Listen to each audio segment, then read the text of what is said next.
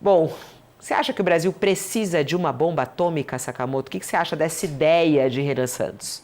O Brasil não precisa de uma bomba atômica, isso é diversionismo, isso é uma coisa para atrair a atenção. Me lembra muito o candidato Enéas Carneiro, lá atrás, né, que ficou em terceiro em algumas eleições. O Renan pode, inclusive, ficar em terceira à frente nesse segundo pelotão, primeiro do segundo pelotão.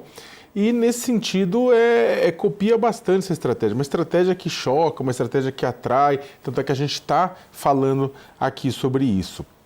Mas eu vou dar 6 argumentos bem curtos para que não precisamos de uma bomba atômica. O primeiro, o mais lógico deles, quando você vai construir, você precisa desenvolver tecnologia, você precisa criar tecnologia, você precisa enriquecer o urânio, criar centrífugas para poder... Porque o urânio usado na energia atômica é bem mais enriquecido, uma bomba atômica é bem mais enriquecido do que o urânio usado em usinas atômicas de geração de energia elétrica, que nem Angra 1 e Angra 2, no Rio de Janeiro.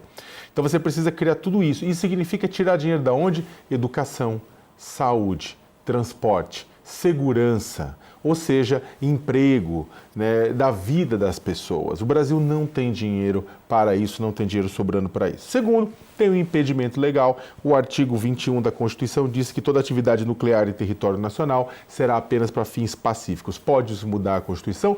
Pode-se mudar, mas há uma trava e essa trava não é à toa. Foi uma trava construída pelos legisladores a partir da visão que o Brasil teria de futuro e de si mesmo. Terceiro, há uma quebra. Para fazer isso, o Brasil quebraria uma série de tratados internacionais. O TNP, que é o Tratado de Não Proliferação de Armas Nucleares, o Tratado de sempre falo, eu preciso até ler, Tlatelolco, que define a América Latina e Caribe como uma zona livre de armas nucleares. E sim, a partir do momento que o Brasil começar a buscar o desenvolvimento de uma arma nuclear, não tenha dúvida nenhuma que grandes potências iriam mover sanções contra o Brasil. Então é o seguinte, é uma forma de trazer mais tarifaço contra o país. Quarto, quando um país do tamanho do Brasil desenvolve uma arma atômica, isso começa a gerar uma corrida armamentista no nosso subcontinente. Por quê? Os nossos vizinhos falam, porra, mas por que ele está fazendo isso? Se isso aqui está todo mundo em paz. Para que está rolando isso aqui? Qual que é o objetivo disso aqui? Né? Então eu também vou fazer a minha. Aí você começa com a Argentina, começa com outros, Colômbia, começa com outros países também tentando desenvolver a sua arma. Ah, mas uma arma nuclear que nem na Coreia do Norte levaria uma dissuasão da invasão de potências que nem os Estados Unidos. Não. Gente, o arsenal nuclear dos Estados Unidos é uma coisa gigantesca. Dá para destruir o Brasil várias e várias vezes à distância com núcleos com mísseis intercontinentais. A gente ia começar do zero. É muito diferente o que está acontecendo. E mesmo assim, você jura que neste momento a nossa referência é a Coreia do Norte? Não, deveria ser. Né? Quinto, é a questão da ameaça existencial. Não há uma ameaça existencial ao Brasil. Tem países que acabam desenvolvendo e buscando armas atômicas, a Coreia do Norte, Israel que diz que não tem mais tem, Paquistão, fazem sobre essa justificativa da dissuasão. Eu estou criando uma bomba para evitar um ataque. O Brasil, não tem inimigos declarados. Não tem inimigo, tem situações, tem rusgas, etc., mas não tem inimigo declarado. Aliás, somos um dos únicos países do mundo que não tem inimigos declarados, é o país de gente boa. Não temos disputas territoriais para ameaçar nossa soberania e temos fronteiras consolidadas há mais de um século, graças ao Barão de Rio Branco e à nossa diplomacia. Por fim, para terminar, isso seria a destruição do soft power diplomático. Ao longo de um século de diplomacia, o Brasil desenvolveu um tipo de diplomacia específico que é um soft power, é o poder brando, é a capacidade de influência pelo diálogo, pelo direito internacional, pela mediação de conflitos, pela força ambiental, sabe, pela força do país como exportador de alimentos para o mundo. A partir do momento que o Brasil procura a bomba atômica, a gente começa a ser visto não como um país que está lá para articular e para tentar ajudar, mas como uma ameaça para a nossa região e para o mundo. Ou seja, não tem nada de bom que sai disso. Ah, mas isso vai dissuadir outros países. Não, não vai. Em termos de Estados Unidos, é muito mais capaz da gente levar uma punição e uma sanção dos Estados Unidos do que o contrário. Para terminar, Fabíola, não significa que a gente não tenha que renovar nossa frota, os Gripen da Suécia estão aí para mostrar, não significa que a gente não tem que ter submarino em grande quantidade para proteger a Amazônia Azul, aquela região de costa do Brasil, de riquezas, de pré-sal, de tudo isso. Precisamos por um monte de razões, mas você cair numa corrida armamentícia para a produção de bomba nuclear pode ajudar e pode ser interessante para homens inseguros que acham que seu míssil tem que ser maior do que o míssil do vizinho, mas não leva adiante e não garante a nossa segurança, pelo contrário, vai acabar tirando comida da boca das pessoas. Josias, o Brasil precisa de uma bomba atômica? Não, claramente não, né? O Brasil precisa de sensatez. E está faltando, Fabiola. O Renan Santos ele não tem propriamente um programa de governo, ele tem um conjunto de ideias que ele trombeteia como gatilhos para disparar algoritmos. Ele falou para as câmeras da TV Globo como quem posta nas redes sociais. Aí defende que o Brasil desenvolva armas nucleares como forma de assegurar a soberania. Cita como exemplo de respeitabilidade a Coreia do Norte. Compara o Brasil a um Zé Carioca do mundo, a um destino de festas. Diz que o Brasil é vassalo da China. Vê que todas as declarações dele são gatilhos para disparar os algoritmos. Diz que é favorável à declarar uma guerra contra o crime organizado. Repete aquele chavão do derramamento de sangue, que a polícia precisa atirar mesmo, é para matar. Aí ele volta a defender o modelo de El Salvador para a segurança pública, né? Modelo do salvadorenho Nayib Bukele. E aí, quando confrontado com as denúncias de tortura, desaparecimentos associados a esse modelo adotado em El Salvador, ele diz que tudo isso é clichê da mídia internacional, que não acontece nada de extraordinário, de negativo lá. Diz que vai descumprir ordens, decisões do Supremo Tribunal Federal. Um presidente da República descumprindo ordens do Supremo Tribunal Federal. O Bolsonaro ameaçou, mas não chegou a descumprir. O Renan Santos está dizendo que eleito descumprirá decisões que ele julgar ilegais. Sabemos todos que decisões do Supremo que sejam indesejadas, você pode recorrer contra elas. Desrespeitá-las, aí vamos evoluir para uma bagunça institucional, né? E é mais ou menos o que o candidato está defendendo, uma bagunça institucional. Isso não é programa de governo, né, Fabíola? Como disse, isso é postagem para a rede social. E não é o mais triste é que essa caricatura do MBL, que agora se transformou em partido, né, o Partido Missão, não foi o único a dar vexame no Jornal Nacional. É uma tribuna privilegiada, né, aliás, foi depois do Jornal Nacional, logo depois do Jornal Nacional, reservou-se um espaço maior do que em eleições anteriores para essa sabatina, e uma tribuna privilegiada, audiência boa, palco exclusivo. E antes do Renan Santos, lá estiveram também o Ronaldo Caiado e o Romeu Zema, que presumivelmente são opções democráticas do conservadorismo nacional. E também não fizeram bom papel, Fabíola. Mostra por que estão ali frequentando as franjas das pesquisas, né? Estamos aí há 39 dias da eleição, esteve lá o Ronaldo Caiado, nessa tribuna privilegiada da TV Globo, e trombeteou lá, defendeu novamente a anistia aos golpistas e foi incapaz de esmiuçar a plataforma econômica que ele julga indispensável. Eu não tenho condições de detalhar minúcias. Ora, então, que programa de governo é esse que o candidato não pode detalhar? Aí cita, para defender a anistia, cita o Juscelino Kubitschek. E aí ele flerta com o ridículo, né? Porque os militares anistiados pelo JK, depois do levante lá de Jacareacanga, eles tentaram um segundo golpe, 3 anos depois, na revolta de Aragarças. Aí o Jânio Quadros, o JK, nesse segundo levante, desistiu de anistiar. Aí fugiram os golpistas, foram aqui para países vizinhos. Veio o Jânio Quadros, fez nova anistia em 1961. Voltaram os militares todos para os postos que ocupavam normalmente, como se nada tivesse acontecido. Aí, 3 anos mais tarde, estavam lá alguns dos oficiais anistiados apoiando o golpe de 64, que deu numa ditadura de 21 anos no Brasil. Então, cometer erro novo ainda pode ser aceitável, mas você defender durante uma campanha presidencial que o país cometa erros antigos, como essas anistias que resultaram na reiteração de tentativas de golpe, realmente não é algo tolerável. E antes do Caiado foi lá o Romeu Zema. Então, tirando todos os trechos em que o Romeu Zema soou lamentável, ele flertou com o intolerável em 2 momentos. Num, ele negou o golpe de Estado e, a exemplo do Caiado, defendeu a anistia para os golpistas, e no outro defendeu o direito dos brasileiros de não tomar vacina. Quer dizer, o presidenciável do Partido Novo passou a impressão de estar em dúvida, Fabiola, sobre qual borda da Terra plana ele pretende escolher para saltar. Mas ficou claro durante essa sabatina que ele vai escolher sempre o lado em que estiver o Bolsonaro, vai saltar junto com o Bolsonaro. Francamente, a essa altura, o sujeito dizer que não há necessidade, ele diz, eu tomei vacina, quando o governador defendi que tomasse vacina, mas acho que não deve ser obrigatório. Ninguém está falando que vacina é obrigatório, mas há uma lei que foi aprovada, inclusive, sancionada pelo Bolsonaro.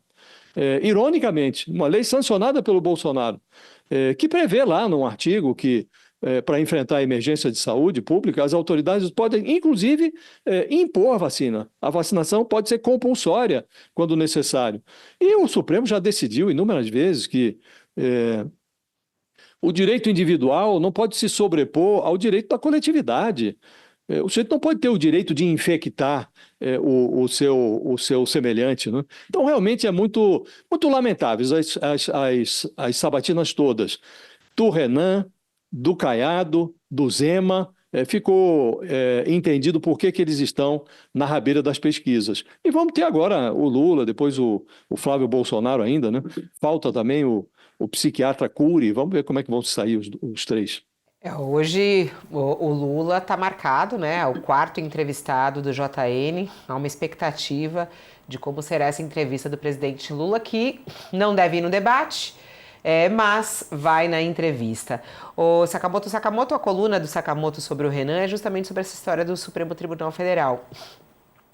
Dizendo que ele não vai obedecer. Eu achei curioso também nesse momento da entrevista, né, Sakamoto, ele falou, tem coisas que eu vou obedecer, tem coisas que eu não vou obedecer. Como que pode isso? Então, não pode, né? Não pode. Isso não pode, de jeito nenhum. O Renan, ele falou que descumpriria decisões judiciais do STF caso as decisões fossem ilegais. Para isso, ele não ia tirar da cabeça dele, mas ia pedir um parecer do próprio grupo jurídico dele, da presidência. Ou seja, sobre a extrema-direita usa sempre essa justificativa. No intuito de combater o que eles chamam de uma ditadura do judiciário, implementa-se uma ditadura do executivo. Porque é exatamente isso. A imagem antiga de um golpe de Estado, ela lembra o quê? Uma fila de tanques descendo de Minas Gerais para o Rio de Janeiro, como em 64. A imagem repaginada de um golpe de Estado é negociações e conchavos e tramóias do presidente, o ex-presidente Jair Bolsonaro, tentando permanecer no poder mesmo com a derrota das eleições, com a morte do Lula, morte do Alexandre de Moraes, morte do Alckmin, com a intervenção no TSE. Só que, se você vai pegar toda a bibliografia sobre ciência política, você não precisa de tanques, você não precisa de tropa, você não precisa de tiro, ao contrário do que as pessoas ficam falando, que não houve tentativa de golpe porque não houve tiro. Quando alguém fala isso, você dá risada e fala, criança, não precisa, não é isso que vai fazer uma tentativa de golpe. Quando um governante passa a achar que pode governar ao arrepio da lei, ao arrepio da Constituição, atropelando regras, desrespeitando decisões judiciais, aí você tem o quê? Você tem o Estado Democrático de Direito virando geleia. E aí, isso está como primeiro passo de qualquer manual de golpismo moderno. É quando você ignora a Constituição, quando você ignora as regras. Quando você discorda de uma regra, de uma decisão judicial, você pode xingar, você pode reclamar, você pode gritar, você pode lamentar, você pode ir para a imprensa e dizer tudo isso. Só que o que você não pode descumprir. Porque existe um ambiente, na democracia existe um ambiente para recurso. E esse ambiente para recurso é ou no âmbito nacional ou internacional, através da ONU, através de tribunais internacionais, através da Corte Interamericana dos Direitos Humanos, que é onde, ao longo de décadas, de muitas décadas, a sociedade brasileira fez. Gente, teve um monte de decisão, tá todo mundo falando agora e falando assim, essa decisão é ilegal, é irregular. Há muito tempo, indígenas, negros, ribeirinhos, quilombola, pessoal, na verdade, que foi tratado como xepa da sociedade, sempre levou decisão judicial, lá até na última instância, negativa e contra os direitos mais básicos. Aí o pessoal fez o quê? Simplesmente descumpriu? Não. Foi a luta, foi para a Corte Interamericana de Direitos Humanos, foi fazer com que o Brasil fosse condenado e de lá ter que mudar o comportamento aqui dentro. Né? O próprio Lula, por exemplo, ficou preso 580 dias. Né? Ele falou assim, eu acho que é ilegal essa decisão, mas estou cumprindo a decisão. Né? E no limite, porque também não conseguiu, ficou no Brasil, teve as tentativas lá de os test drive de fuga, mas o presidente Jair Bolsonaro está lá, está cumprindo também a cana dele. Está em casa, mas está cumprindo. Então tem um ponto, Fabiola, para terminar o que eu estou falando, é que é muito perigoso quando um candidato diz que vai governar ao arrepio da lei, que vai considerar que aquilo que ele discorda é ilegal e a partir daí não vai seguir. Ele deu o exemplo de sigilo de fonte, deu exemplo aqui, não importa o exemplo. É seguir a lei, é cumprir as ordens judiciais e é reclamar nos fóruns corretos. Qualquer coisa além disso não é democracia. E sim, infelizmente, as democracias morrem desta forma. Sakamoto, tem um ponto aí também, né, que você também passou na parte da segurança pública, né? Quando ele fala sobre essa coisa do Supremo Tribunal Federal e um bom momento ali da entrevista quando eles ficam questionando os modelos que ele quer adotar de El Salvador, do Bukele, né? E aí ele até estava repercutindo agora, ele falou, a polícia tem que atirar para matar. Estamos protegidos, né, na nossa legislação por alguém que queira fazer algo dessa maneira? O ponto é o seguinte, o Renan, ele é uma pessoa que se comunica muito bem. Em comparação, inclusive, com o Ronaldo Caiado e com o Zema, é uma pessoa que sabe expressar o que está defendendo de uma forma bem melhor. É claro, por conta do sotaque, muito sotaque da Moca aqui de São Paulo, Moca / Faria Lima, por conta de falar rápido, do jeito, ele pode não se engajar com uma parte significativa da população brasileira que vai achar tudo aquilo estranho ou fora do que estão acostumados. Agora, ele se comunica bem, isso aí ninguém nega. Só que aí o que acontece?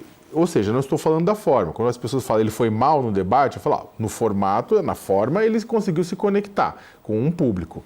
No conteúdo, este é o problema. Por quê? Porque o que ele trouxe à baila são aquelas soluções que determinados governantes autoritários têm trazido com relação à segurança pública, que são fórmulas mágicas. As pessoas trazem e sempre citam o Bukele, de El Salvador, como se fosse a panaceia para os problemas. E aí, quando você vai, e tem um monte de reportagens, eu convido as pessoas a lerem as reportagens que saíram na imprensa ao longo de anos, do Brasil, fora, a respeito do modelo. Por um lado, ele conseguiu reduzir a ação de gangues? Conseguiu. Por outro lado, ele atropelou prerrogativas de direitos e tem muita gente que se coloca inocente, e aí você tem provas de pessoas inocentes que acabam indo junto. E lá, isso tem sido chamado de efeito colateral, dano colateral. Uma parcela da sociedade brasileira não se importa com o dano colateral, porque branca, rica, sabe que não vai ser dano colateral. Dano colateral no Brasil tem cor e tem classe social. É preto pobre, é negro pobre, da periferia. Esse vai ser o dano colateral. Da mesma forma que, só que não se enganem, o dano colateral já existe no Brasil. Quando a polícia do Rio de Janeiro vai fazer uma operação lá na Penha e no Alemão, que termina com 118 civis mortos, 4 policiais mortos, numa operação que não mudou em nada o poder do Comando Vermelho, só gerou uma pilha de corpos para agora ser usada pelos candidatos da extrema-direita às eleições, tanto em parlamentos quanto ao governo no Rio de Janeiro, você mostra também que a gente vem ver esse modelo sendo aplicado, o dano colateral. Então é o seguinte, para concluir, são soluções que ele coloca que são simples. E eu entendo a população completamente, está todo mundo de saco cheio da violência. Está todo mundo de saco cheio da violência em vários e vários níveis. Do nível macro, PCC, CV, EADA, Terceiro Comando, todo mundo está muito puto com tudo isso, com as milícias que nasceram de uma costela teratogênica da polícia, todo mundo pé da vida com isso. Isso aí eu comprei. E da mesma forma que as pessoas estão muito irritadas com o quê? Com o risco de ser estuprada na rua, com o risco de ter seu celular roubado, ainda quando está pagando em 24 parcelas e ser roubado. Está todo mundo, na verdade, se sentindo inseguro, isso não tem dúvida nenhuma, com responsabilidades do município, do estado e do governo federal. Agora, achar que você tem solução fácil para isso, que não passe por inteligência. Em São Paulo tiver uma carbono oculto, tiver um monte de coisa que pegou o bolso do PCC e é por isso que tem tanta gente batendo, porque tem um monte de sócio do PCC que foi prejudicado com isso. Mas aquilo foi uma porrada maior do que matar 122 pessoas. Só que uma população cansada de violência quer ver sangue. E esse tipo de discurso dele acaba entregando sangue para a população cansada da violência. Vai ser uma resposta à altura? Não vai. No final das contas, a gente fica com banho de sangue e com a violência tanto do público quanto do privado.